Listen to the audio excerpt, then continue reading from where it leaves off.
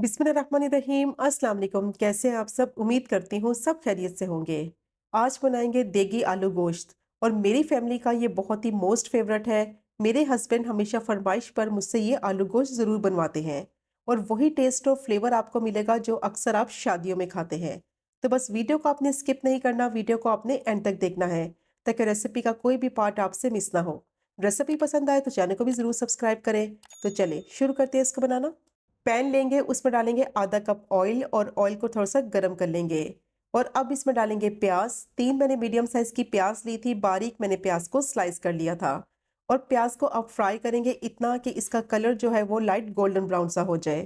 तो प्याज को मीडियम टू हाई फ्लेम पे फ्राई करेंगे ताकि प्याज का जो पानी है वो जल्दी से खुश्क हो जाए और प्याज जो है वो बहुत ही अच्छी क्रिस्पी फ्राई हो। प्याज को अगर लो फ्लेम पे फ्राई करेंगे तो बहुत जल्दी ये पानी छोड़ देगी और क्रिस्पी फ्राई भी नहीं होगी। इसीलिए मीडियम टू हाई फ्लेम रखेंगे प्याज को फ्राई करने के लिए। तो 5 से 6 मिनट तक मैंने प्याज को फ्राई किया है। बहुत अच्छी ये फ्राई हो गई है और इसका कलर देखें कितना अच्छा आया है। लाइट गोल्डन ब्राउन सा कलर होना चाहिए, क्योंकि इसको ज़्यादा फ्राई करेंगे तो इसका कलर डार्क हो जाएगा, तो सालन का कलर भी ख़राब होगा। तो अब इसको निकाल लेंगे और रूम टेम्परेचर पर इसको अच्छी तरह से ठंडा कर लेंगे। तो जैसे ही प्याज को ठंडा करेंगे तो ये बहुत ज़्यादा क्रिस्पी हो जाएगी। अब मैंने मिक्सर जार लिया है, उसमें डालेंगे 1 कप दही। और दही जो इस्तेमाल करेंगे आलू गोश्त में वो ज़्यादा खट्टी ना हो। और अब इसमें डालेंगे तली हुई प्याज। तो प्याज को मैंने अच्छी तरह से ठंडा कर लिया था और ठंडा होने के बाद देखें ये कितनी अच्छी क्रिस्पी हो गई है। और इसका कलर देखें बिल्कुल लाइट गोल्डन ब्राउन है। इससे ज़्यादा इसका कलर जो है वो डार्क नहीं होना चाहिए। अब इसको अच्छी तरह से पीस लेंगे और इसका पेस्ट रेडी कर लेंगे।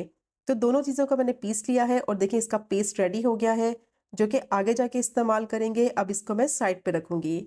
अब कुछ साबुत गरम मसाले लिए हैं, जिसमें 2 छोटे टुकड़े जावित्री के लिए हैं, 1 मैंने बादियान का फूल लिया है, 4 मैंने पीसीज लौंग के लिए हैं, 10 से 12 साबुत काली मिर्च और 1 बड़ी इलायची, 2 टुकड़े दालचीनी के और 1 टीस्पून मैंने जीरा लिया है।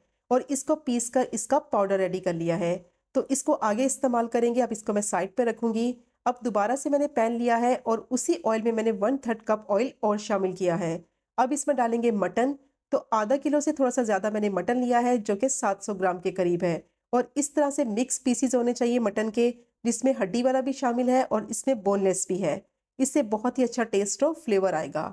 अब मटन को फ्राई करेंगे कम से कम 2 से 3 मिनट के लिए, ताकि इसका कलर थोड़ा सा चेंज हो जाए। और मटन जैसे ही पकने लगेगा इसका पानी निकलेगा।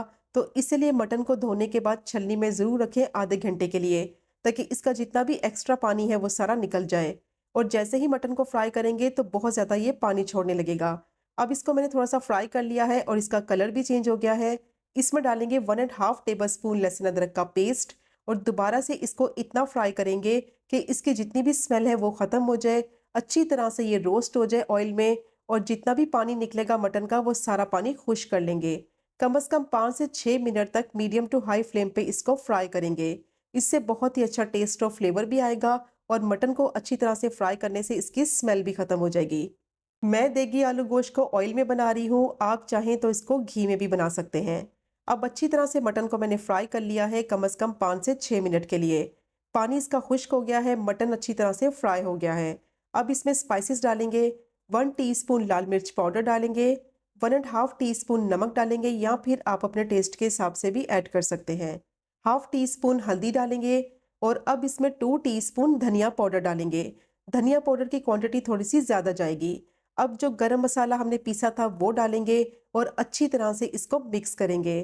थोड़ा सा मैंने पानी डाला है ताकि इसकी भुनाई अच्छे से हो सके।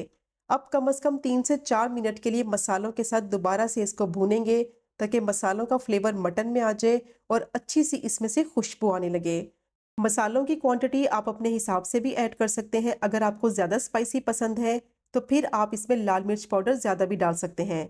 अब अच्छी तरह से इसको भूनेंगे कम से कम 3 से 4 मिनट के लिए, ताकि मसालों का फ्लेवर मटन में आ जाए और जितना भी पानी है इसका खुश्क हो जाए। तो बहुत ही मज़ेदार ये देगी आलू गोश्त तैयार होता है और इसमें असल टेस्ट और फ्लेवर जो है वो उसी गरम मसाले से आएगा जो अभी हमने पीस कर डाला है। अब अच्छी तरह से मैंने मटन को फ्राई कर लिया है और जो प्याज और दही का पेस्ट बना के रखा हुआ था वो इसमें डालेंगे। और थोड़ा सा मैंने प्याली में पानी डाला है ताकि जो पेस्ट है वो ज़ाया ना हो। अब दोबारा से इसको भूनेंगे दही और प्याज के पेस्ट के साथ, क्योंकि दही जैसे ही पकने लगेगी इसका पानी निकलेगा तो जितना भी पानी होगा वो दोबारा से खुश्क करेंगे और इसको इतना पकाएंगे कि दही का पानी खुश्क हो जाए, ऑयल बिल्कुल अलग हो जाए। तो कम से कम दोबारा से 4 से 5 मिनट के लिए मीडियम टू हाई फ्लेम पे मैंने इसको भून लिया है। दही का पानी खुश्क हो गया है, ऑयल इसका अलग हो गया है। बहुत ही मज़ेदार इसका मसाला जो है वो रेडी हो गया है। तो अच्छी तरह से इसकी भुनाई कर ली है। अब गोश्त को गलने के लिए रखेंगे तो इसमें पानी डालेंगे और पानी की क्वांटिटी उतनी डालेंगे जिसमें शोरबा भी रेडी हो जाए और गोश्त भी अच्छी तरह से सॉफ्ट और टेंडर हो जाए। तो पानी डालकर इसको अच्छी तरह से मिक्स करेंगे। आप चाहें तो ये वाला प्रोसेस प्रेशर कुकर में भी कर सकते हैं। क्योंकि देगी आलू गोश्त बना रहे हैं इसीलिए मैं इसको लो फ्लेम पे गलने के लिए रखूंगी। इससे बहुत ही अच्छा टेस्ट और फ्लेवर आएगा। अब मैंने इसको मिक्स कर लिया है। मिक्स करने के बाद बिल्कुल लो फ्लेम पे 30 से 35 मिनट के लिए इसको कवर कर देंगे। तो अच्छी तरह से मैंने इसको मिक्स कर लिया है। अब इसको कवर कर देंगे और 30 से 35 मिनट तक मीडियम टू लो फ्लेम पे इसको पकने के लिए रखेंगे, जिसमें गोश्त जो है वो 90% तक अच्छी तरह से सॉफ्ट और टेंडर हो जाए। तो इसको पकते हुए 30 से 35 मिनट हो चुके थे। 90% तक गोश्त जो है वो अच्छी तरह से गल चुका है और पानी की क्वांटिटी देखें कितनी परफेक्ट मैंने इसमें ऐड की थी, जिसमें गोश्त भी गल गया है। अब इसमें आलू गलाएंगे। तो 4 मैंने आलू लिए थे मीडियम साइज़ के, 1 आलू के मैंने 2 पीसेस कर लिए थे। अब अच्छी तरह से इसको मिक्स करेंगे। अब आलू को गलने के लिए रखेंगे मीडियम टू लो फ्लेम पे कम से कम 10 से 12 मिनट के लिए, जिसमें बाकी का गोश्त भी अच्छी तरह से सॉफ्ट और टेंडर हो जाएगा और आलू भी बहुत ही अच्छी तरह से सॉफ्ट और टेंडर हो जाएंगे। अब दोबारा से इसको कवर करेंगे 10 से 12 मिनट के लिए ताकि आलू जो है वो अच्छी तरह से गल जाएं। तो दोबारा से गोश्त को 10 से 12 मिनट के लिए पका लिया है। तो 10% जो गोश्त था वो अच्छी तरह से सॉफ्ट और टेंडर हो गया है। आलू भी बहुत अच्छी तरह से गल चुके हैं। अभी चेक भी कर लेते हैं गोश्त को, देखें कितनी अच्छी तरह से ये सॉफ्ट हो चुका है और आलू भी बहुत ही अच्छी तरह से गल चुके हैं। बहुत ही बेहतरीन मज़ेदार देगी आलू गोश्त रेडी हो गया है और यकीन करें इस वक्त मेरे किचन से बहुत ज़्यादा खुशबू आ रही है। जब आप इसको ट्राई करेंगे ना तो आपने मुझे ज़रूर बताना है कि आपको ये रेसिपी कैसी लगी। अब इसमें डालेंगे फ्लेवर के लिए 3 से 4 हरी मिर्चें और खुशबू के लिए इसमें डालेंगे 3 से 4 हरी इलायची और दोबारा से 1 से 2 मिनट के लिए मीडियम टू लो फ्लेम पे इसको पकाएंगे ताकि हरी इलायची का फ्लेवर जो है वो शोरबे में आ जाए।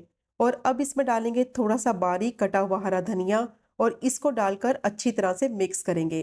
तो बहुत ही बेहतरीन मज़ेदार देगी आलू गोश्त रेडी हो गया है, जिसको बनाना बेहद आसान है और खाने में ये उतना ही जायकेदार। और ये चेक करें इसकी फाइनल लुक, कितनी परफेक्ट इसकी कंसिस्टेंसी बनी है। ना ही शोरबा ज़्यादा पतला है और ना ही शोरबा ज़्यादा गाढ़ा है। बहुत ही मज़ेदार ये देगी आलू गोश्त बनता है। वही टेस्ट और फ्लेवर आपको मिलेगा जो अक्सर आप शादियों में खाते हैं। तो ज़रूर ट्राई कीजिएगा इस मज़ेदार सी रेसिपी को। और अगर आपको आज की वीडियो पसंद आए तो चैनल को सब्सक्राइब करें, वीडियो को लाइक करें और शेयर करें। इंशाल्लाह मिलेंगे अगले कुकिंग व्लॉग में फिर एक नई रेसिपी के साथ। तब तक मुझे अपनी ख़ास दुआ में याद रखें। अल्लाह हाफ़िज़।